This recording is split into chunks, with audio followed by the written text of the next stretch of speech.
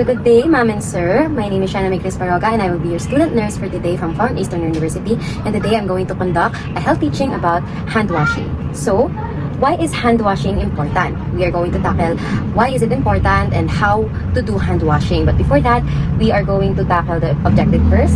So by the end of this short session, you will be able to explain why hand washing is important in preventing the spread of germs and illness. Identify key times when hand washing should be done. Example, before, after eating, or using the bathroom. And lastly, to demonstrate proper hand washing steps, including how long to wash and what areas we should focus on. So, when do we need to wash our hands? We need to wash our hands before and after we eat or we prepare food. Every time we prepare food, we need to wash our hands to avoid contaminations of germs and bacteria. And before or after we use the bathroom. And after we cough, we sneeze, and we blow our nose. And lastly, after we touch garbages and pets, you need to wash your hands because pets contains bacteria that humans are not prone to have. Then these are the instances that we need to know because these are common to us people.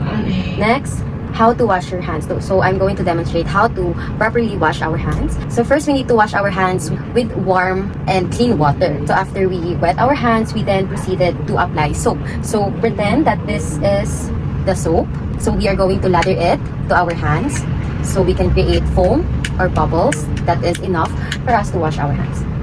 Next is we need to scrub our hands for approximately 20 seconds. Or the alternative way to do this is to sing a happy birthday song. There's a proper way of washing our hands. It is to lather it palm to palm.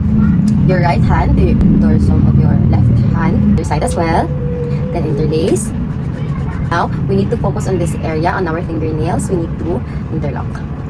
As well as on the other side. Next, we need to focus on washing our thumb area, this area. So we need to rotate the other side as well. Now this area isn't focused enough, this top of our finger, so we need to do this formation and just circle it around our palm as well as the other side. And lastly, our wrist. So we need to sing a happy birthday song to do all of this and then or count to 20 seconds. After that, after we finish washing our hands, we need to rinse our hands again with clean and warm water until the soap is gone. And then when it's all said and done, we need to dry our hands with a paper towel or air dry to dry our hands. So you are now finished washing your hands. Why it is important? Because clean hands saves lives, even if we didn't know that it can save life. Washing regularly, especially before eating and after eating, or before going to the bathroom and after going to the bathroom, it is simple but super powerful for staying healthy. So I hope you learned something valuable in today's health teaching. Thank you so much for listening.